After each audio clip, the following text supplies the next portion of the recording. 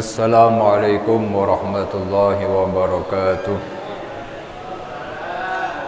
Al-Fatiha ila hadratin Nabiil Mustafa Muhammadin sallallahu alaihi wasallam wa alihi wa ashabihi wa azwajihi wa dhurriyyatihi wa ahli baitihi at-tayyibin at-tahirin.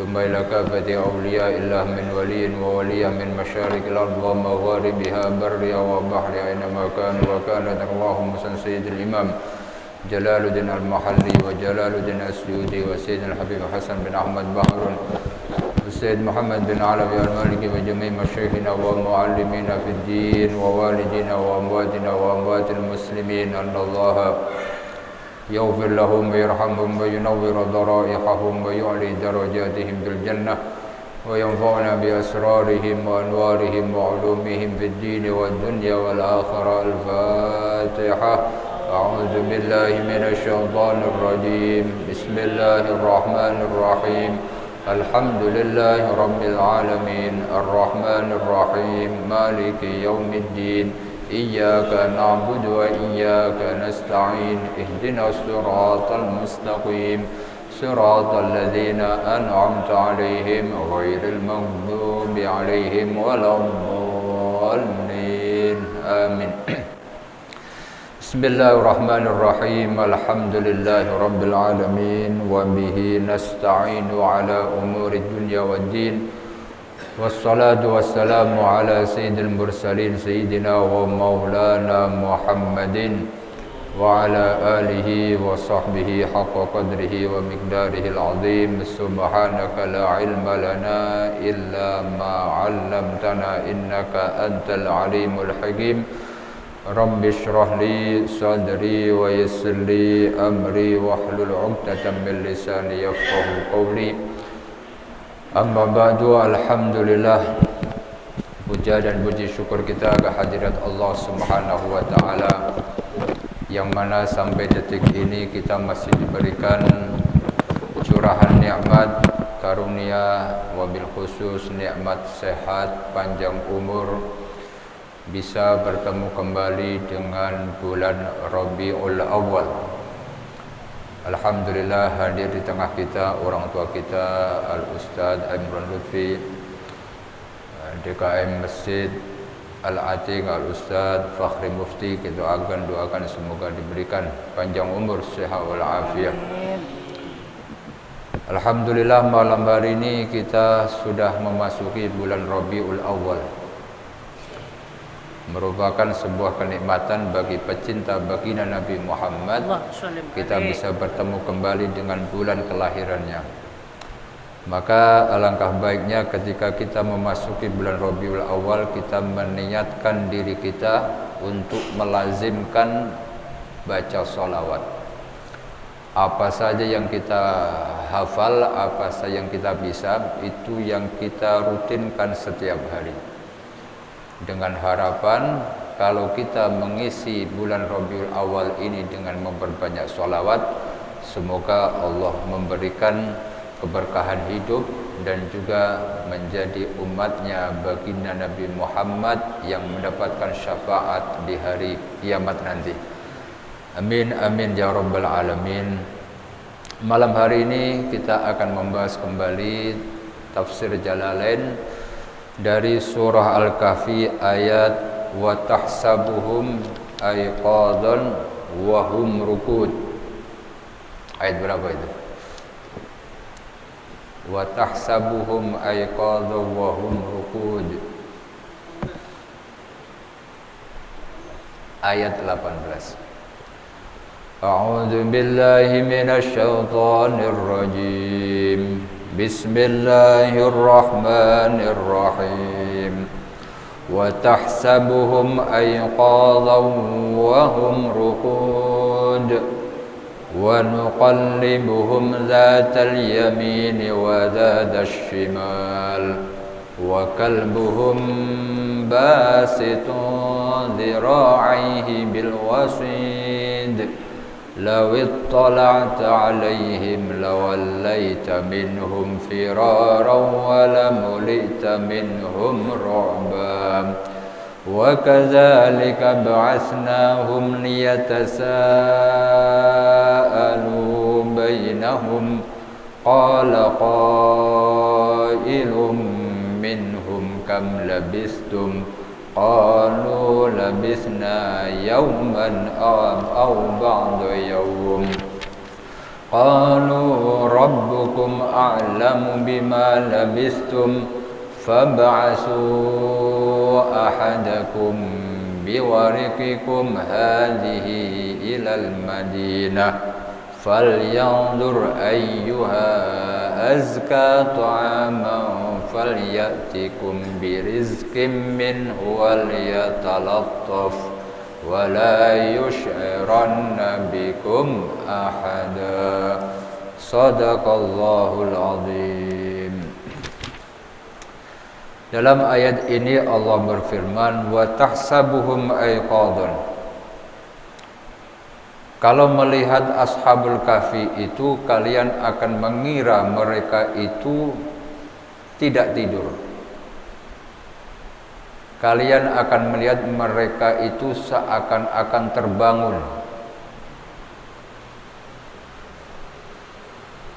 Li'anna a'yunahum maftuhah. Karena posisi mata dari ashabul kahfi itu bukan terpejam, tapi terbuka.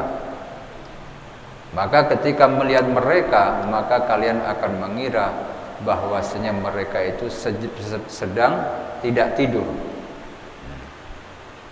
Wahum rukud, padahal mereka itu sedang tertidur. Wa nuqallibuhum dzatal yamini wa dzatash shimal. Selama tidurnya ashabul kahfi ini, Allah membolak-balikkan badan dari ashabul kahfi tersebut. Kadang dibalikkan ke arah kanan, kadang dibalikkan ke arah kiri. Li'alla ta'kulal ardu luhumahum. Li'alla ta'kulal ardu luhumahum, agar supaya tanah ini tidak memakan daging dari ashabul kahfi. Jadi biar tetap utuh, maka Allah bolak-balikkan badannya tersebut. Wa kalbuhum, sedangkan anjingnya ashabul kahfi. Jadi ashabul kahfi itu ketika melarikan diri diikuti sama anjing kesayangan mereka, anjing yang setia. Basitun dira'aihi, mengulurkan kaki depannya, ya kayak kalau kita lihat anjing lagi nungguin rumah, biasanya dia akan menjulurkan tangannya, menjulurkan kedua kaki bagian depannya. Basitun dira'aihi yadaihi bil wasit, menjulurkannya itu dalam posisi duduk di depan gua. Jadi di mulut gua itu anjing itu lagi berjaga-jaga. Wa kalbuhum basitun dira'aihi bil wasid. Wa kanu idza inqalabu, ini anjing kalau melihat ashabul kahfi itu berbalik ke arah kanan, inqalaba huwa misluhum, maka anjing itu juga ikutan berbalik. Balik ke kiri, anjingnya juga ikut. Fin naumi wal yaqdah, jadi antara tidur dengan terjaga. Jadi ashabul kahfi itu diikuti sama anjing kesayangannya. Lalu kenapa anjingnya kok sampai disebut di dalam Al-Quran? Padahal kita tahu sendiri bahwasanya anjing itu adalah salah satu hewan yang diharamkan untuk dimakan, yang liurnya najis, mughaladhah. Kenapa sampai disebut di dalam Al-Quran namanya? Jadi nama anjing itu disebut di dalam Al-Quran, di dalam kitab suci. Sebagian mufassirin mengatakan tasyrifan lahum, untuk memuliakan, menghormati, menghargai ashabul kahfi. Jadi bukan kok karena anjingnya itu setia kemudian dia mendapatkan penghargaan. Jadi selama ini ada yang berpendapat kalau anjingnya Ashabul Kahfi ini mendapatkan kemuliaan karena dia ngikut sama Ashabul Kahfi. Ada lagi mufassirin yang seakan-akan lebih bagus pemahamannya, atau kita anggap lebih bagus. Allah menyebut anjing itu karena menghargai Ashabul Kahfi, sehingga untuk menghargai mereka, biar Ashabul Kahfi ini tidak kecewa, biar Ashabul Kahfi ini tidak tidak kecewa, maka siapa saja yang menjadi kesayangannya Ashabul Kahfi disebut oleh Allah Subhanahu wa taala. Maka di sini menjadi satu dalil bahwasanya orang kalau sudah dicintai oleh orang soleh, sebejat apapun dia akan menjadi baik. Orang kalau sudah dicintai sama orang soleh, maka keadaannya akan berubah menjadi baik. Makanya sering-sering membaca Fatihah kepada para orang-orang soleh, barangkali atau siapa tahu ketika mereka mengenal kita, maka dengan sendirinya kita akan dirubah keadaan kita oleh Allah Subhanahu wa taala. Jadi bukan memandang kita, tapi memandang orang soleh. Karena orang soleh ini sudah cinta kepada kita, maka kita akan dirubah keadaannya oleh Allah Subhanahu wa taala. Sebagaimana anjing yang sama sekali tidak punya nilai, tapi karena dia ngikut sama Ashabul Kahfi, Allah pandang Ashabul Kahfi, kemudian Allah berikan penghargaan kepada anjing tersebut karena menghargai Ashabul Kahfi. Maka inilah pentingnya kita dekat dengan orang soleh, dekat dengan para aulia, dengan orang-orang yang dekat kepada Allah, maka kita akan terbawa dengan mereka. Lawit tala'ta alaihim, kalau kalian melihat mereka, lawallaita minhum, kalian pasti akan berpaling dari mereka, berpaling firaran, bahkan kalian akan lari. Wala mulita minhum ru'ba, dan hati kalian akan dipenuhi dengan rasa takut. Jadi gua itu selama Ashabul Kahfi ada di dalamnya, Allah jadikan setiap yang mau ke gua tersebut mempunyai rasa takut, sehingga nggak jadi masuk. Selama 300 tahun lebih, kalau ada orang mau masuk ke dalam gua tersebut, maka orang itu akan dirundung ketakutan. Jadi seakan-akan itu gua sangat angker, bawaannya seperti itu, sehingga selama 3 abad tidak pernah ada orang yang masuk ke dalam gua tersebut.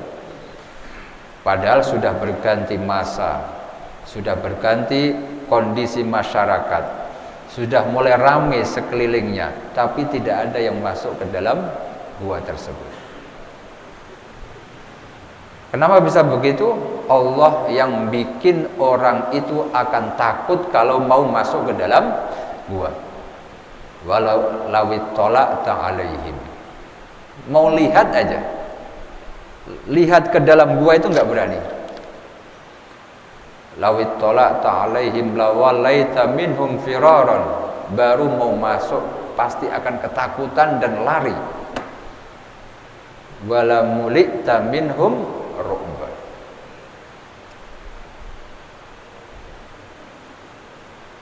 Mana'ahumullahu birru'bi min dukhuli ahadin alaihim. Jadi Allah yang ngasih, yang bikin orang itu takut kalau mau masuk ke dalam guanya Ashabul Kahfi. Wa kadzalika ba'asnahum, maka seperti itulah ketika sudah tiba masanya, ba'asnahum, kami bangunkan mereka. Aiqadnahum, kami bangunkan Ashabul Kahfi tersebut, liyatasaalu bainahum, agar mereka saling bertanya satu sama lain, an halihim wa muddati lubsihim, akan saling bertanya-tanya bagaimana kondisi mereka dan berapa lama mereka berada di dalam gua.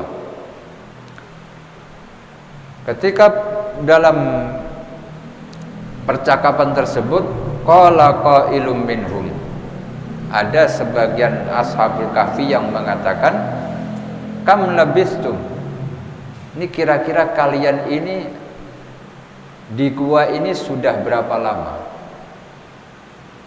Qalu, Ashabul Kahfi yang lain menjawab, labisna yauman au ba'du yaum, kami ini kayak baru sehari, atau mungkin gak nyampe sehari.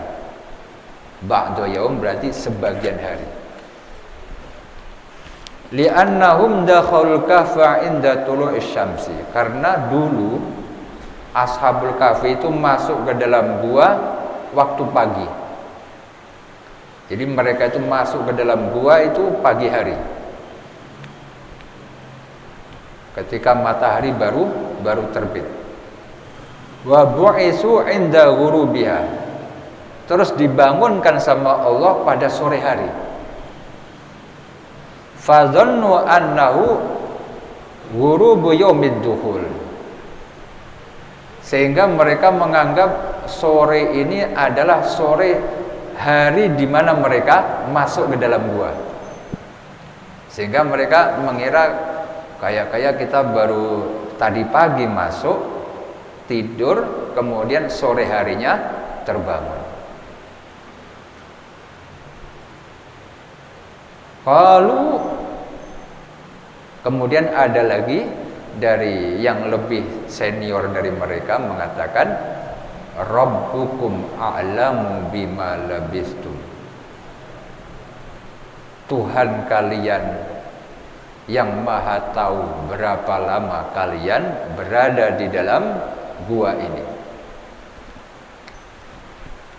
Kemudian untuk menguji berapa lama Ashabul Kahfi itu berada di dalam gua, maka ada di antara mereka yang disuruh untuk keluar dari gua tersebut.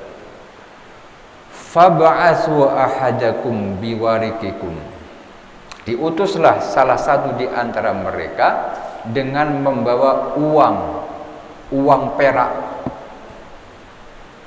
bifiddatikum, maksudnya uang perak yang dulu sempat mereka bawa ketika masuk ke dalam gua. Biwarikikum hadhihi ilal Madinah, coba kita cari di antara kalian dengan membawa uang perak ini, cari makanan ke kota. Yuqalu innahal musammah al-an Tarsus, Torasus, kotanya itu kalau sekarang namanya Torasus.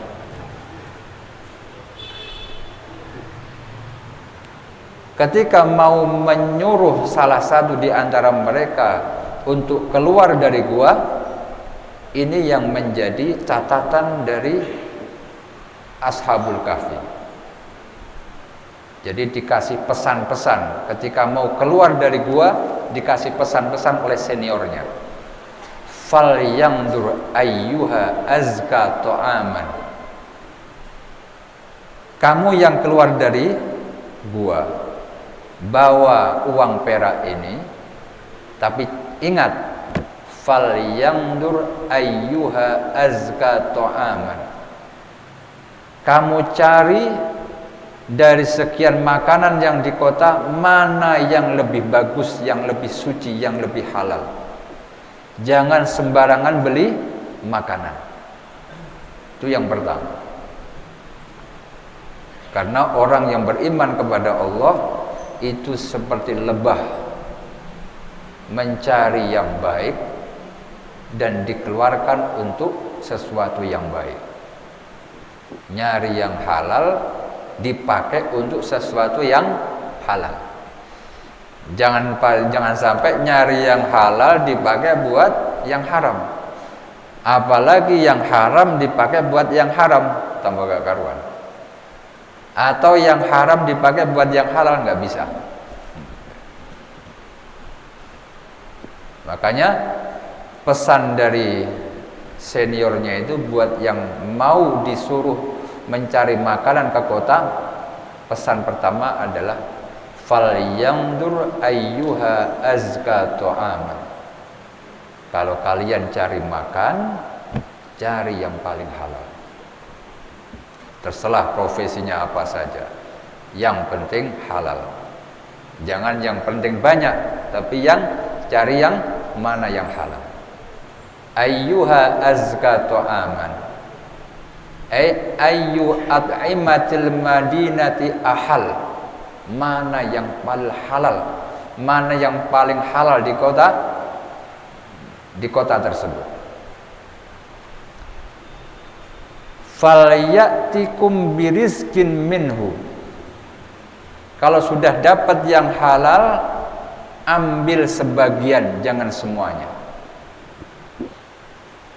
Falyatikum birizkin minhu. Minnya di situ min tab'id. Jadi untuk menerangkan sebagian.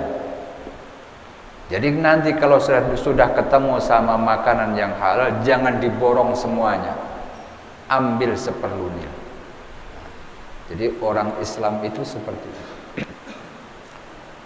Dan juga ini adabnya ketika kita mau membeli sesuatu. Umpama ada orang jualan buah, di situ ada buah durian, ada 5. Kita datang, di situ ada orang lagi yang mau beli. Kita walaupun punya duit, jangan sampai memborong 5-5-nya sehingga yang satu ini tidak kebagian. Ambil seperlunya. Itu yang dipesankan kepada yang mau cari makan tadi. Falyatikum birizkin minhu. Ambil seperlunya. Kemudian kasih kesempatan yang lain untuk mendapatkan rizki. Jangan semuanya diborong sama kita. Jadi orang Islam itu ambil seperlunya, dipakai untuk yang halal. Wal ya'tikum birizqin minhu wal yatalattaf. Dan hendaknya berlemah lembut di dalam bertransaksi. Jual beli itu jangan sampai dibawa emosi. Harus saling ridho biridho. Jangan ada pemaksaan. Wal yatalattaf. Hendaknya nanti kalau kamu nanya soal makanan, pakai kata-kata yang bagus. Walaupun kamu membawa uang. Walaupun kamu membawa uang, tapi bicara yang bagus dengan pedagang. Wal yatalattaf.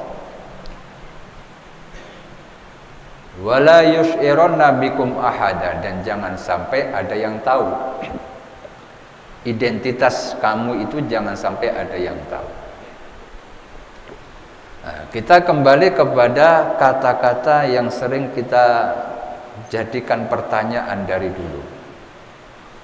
Biasanya kalau kita buka surat Al-Kahfi itu kita akan melihat kata wal yatalattaf ini ditulis dengan tinta merah.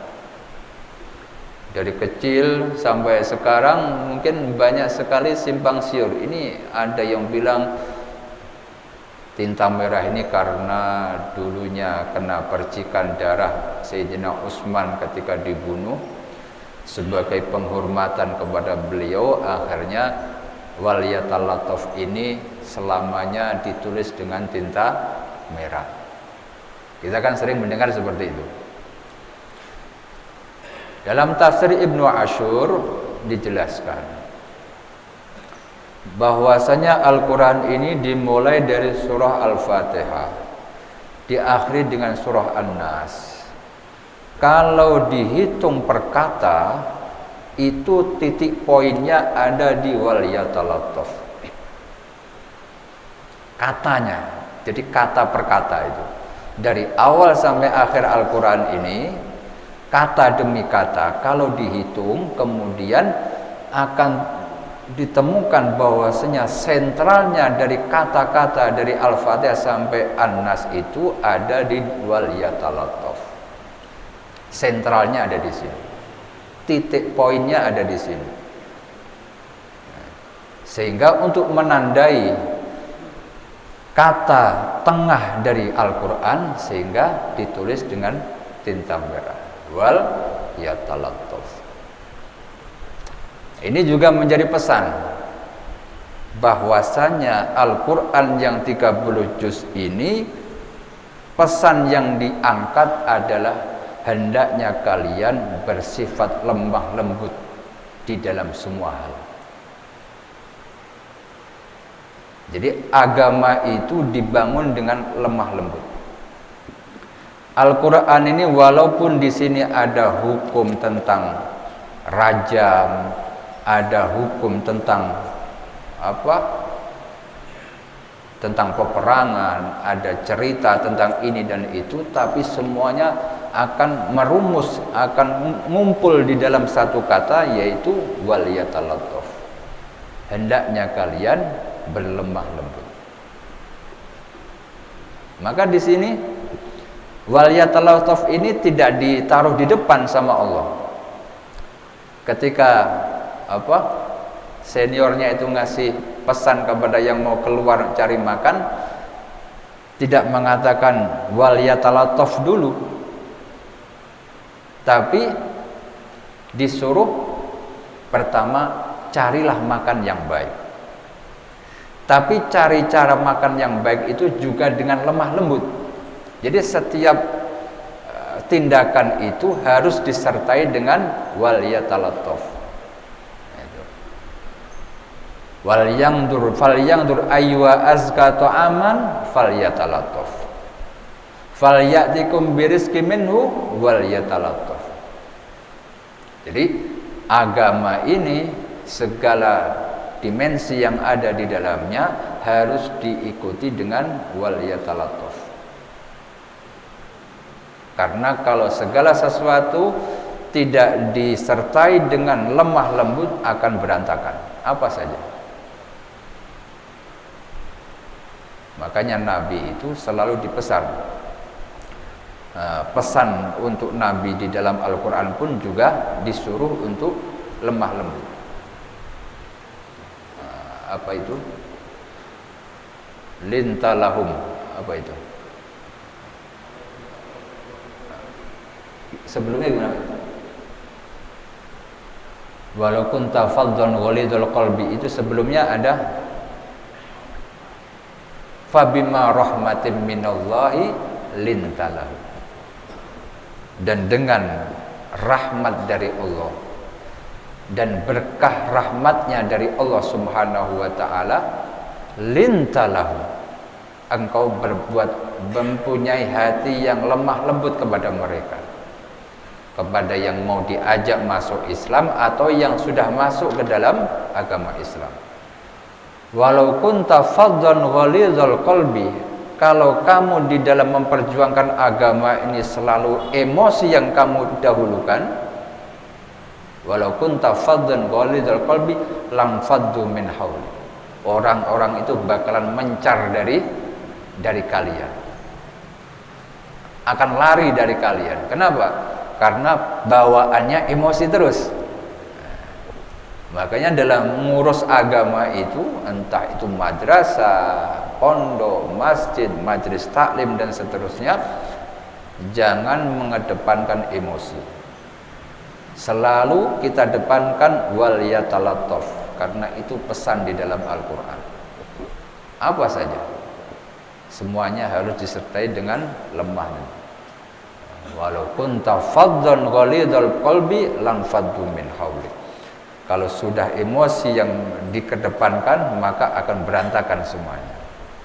Itu. Makanya kata yang ada di tengah di dalam Al-Quran itu wal yatalattaf. Jadi pesan agama ini adalah orang Islam itu hendaknya penyayang. Umat Islam itu hendaknya lemah lembut. Umat Islam itu hendaknya toleran. Umat Islam itu hendaknya membawa kesejukan di antara sesama. Karena pesan di dalam Al-Quran wal yatalattaf. Jadi kalau diurut atau diuraikan akan menjadi panjang. Karena dia adalah sentralnya yang ada di dalam Al-Quran. Wal yatalattaf wala yush'iranna bikum ahada.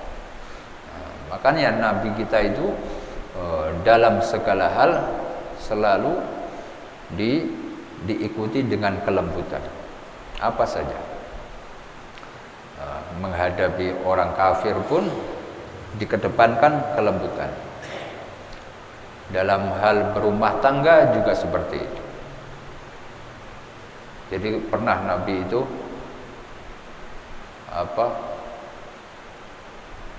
lagi berantem sama istrinya. Kemudian ngobrol sama Sayyidina Abu Bakar Siddiq. Jadi keluar rumah ngobrol sama Sayyidina Abu Bakar Siddiq. Namanya Sayyidina Abu Bakar Siddiq itu kalau sudah di hadapan Nabi tidak bisa ngomong. Jadi kalau Nabi tersenyum, Sayyidina Abu Bakar ikut senyum.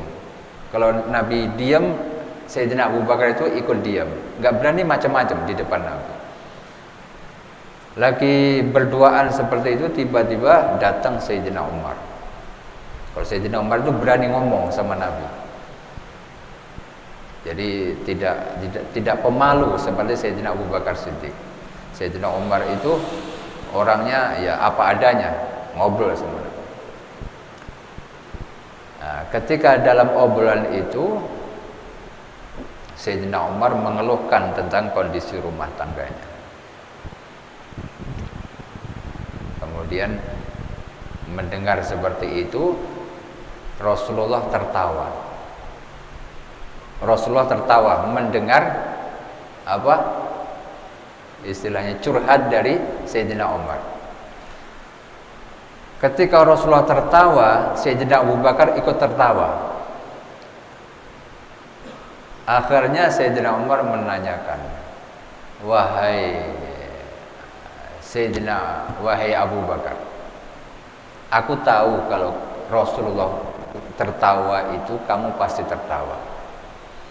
Tapi yang akan menjadi pertanyaan, kenapa Rasul itu tertawa ketika aku curhat tentang masalah rumah tanggaku. Akhirnya Rasulullah mengatakan, aku ini keluar dari rumah ngajak ngobrol Abu Bakar itu karena urusan yang timbul dari kedua putri kalian. Belum paham ya? Istri Rasulullah itu ada yang namanya Sayyidatina Aisyah, putrinya Sayyidina Abu Bakar Siddiq. Ada lagi istri beliau namanya Hafsah, putrinya Sayyidina Umar. Dua-duanya lagi berantem. Bapaknya datang kepada Rasulullah menceritakan kondisi rumah tangganya masing-masing. Sedangkan anaknya dari dua orang ini bikin pusing Nabi. Nah, akhirnya Nabi mengatakan, aku ini juga lagi pusing. Yang mana penyebab dari pusing itu adalah dua putri kalian itu. Akhirnya tiga-tiganya tertawa. Jadi Nabi itu ketika ada hal yang seharusnya membuat orang marah atau emosi, tidak diambil pusing. Tidak diambil pusing. Jadi selalu mengedepankan kelembutan, sehingga tidak ada percekcokan antara satu sama yang lain. Dalam berbagai hal, maka kita pun juga seperti itu. Entah itu di dalam rumah tangga, dalam berinteraksi sama orang, jual beli, dan yang lainnya, jangan sampai mengedepankan emosi. Kedepankan wal yatalattaf, maka semuanya akan bisa dicairkan. Jadi apa saja kalau sudah bisa, apa saja yang diobrolkan itu pasti akan terselesaikan. Tapi segala sesuatu tapi hanya dipendam sendiri-sendiri, nggak bakalan selesai. Maka disitulah pentingnya kita punya teman, punya guru, punya orang-orang yang terpercaya, sehingga kita bisa meluapkan apa yang menjadi beban kita. Nah, itu wal yatalattaf itu seperti itu. Nah, itu hebatnya wal yatalattaf, menekankan kita untuk menjadi manusia yang lemah lembut. Lemah lembut itu bukan berarti lemah, tapi lemah lembut yang disertai dengan ilmu. Fal yandur ayyuha azka ta'aman, nyari makan yang halal dengan cara yang lemah lembut. Kalau kerja yang baik. Wal ini ayyuha azka ta'aman, ketika kerja yang baik. Kalau kerja emosian nggak bakalan jadi. Tukang bangunan emosian, wah nggak bakalan jadi itu bangunan. Apa saja, tukang makanan emosi, maka cita rasa makanan akan berubah. Semuanya itu harus dibarengi dengan wal yatalattaf. Ayyuha azka tu'am falyatikum birizkin minhu, dan ketika mengambil rizki pun juga harus lemah lembut. Walaupun kita punya modal untuk membuka usaha, tapi di samping kita ada saudara kita yang sudah buka usaha yang hampir sama, hendaknya kita menahan diri. Jangan sampai mematikan saudara kita yang samping. Walaupun kita punya modal, ini kalau saya bikin grosir di sini, saya punya modal. Tapi kita bagaimana memikirkan tetangga-tetangga kita yang mengais rizki dari warung-warung kecil. Itu harus menjadi tolak ukur kita, perbandingan kita, cara pikir kita.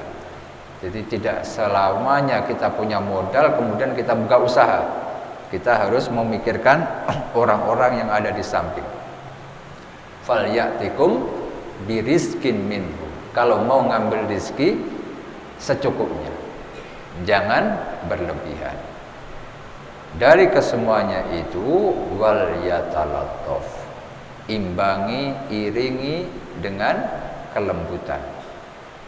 Wala yusyiranna bikum ahada. Innahum iyadharu alaikum yarjumukum aw yu'idukum fi millatihim walan tuflihu idzan abada. Insyaallah ini akan kita lanjutkan pada pertemuan yang akan datang. Walhasil, intisari dari 30 juz yang ada di dalam Al-Quran itu bisa dikumpulkan dalam satu kata, yaitu wal yatalattaf. Semoga kita dilembutkan hati kita oleh Allah Subhanahu wa taala sehingga kita bisa mengurai setiap masalah yang kita hadapi dengan cara yang baik. Ini saja yang barangkali saya sampaikan.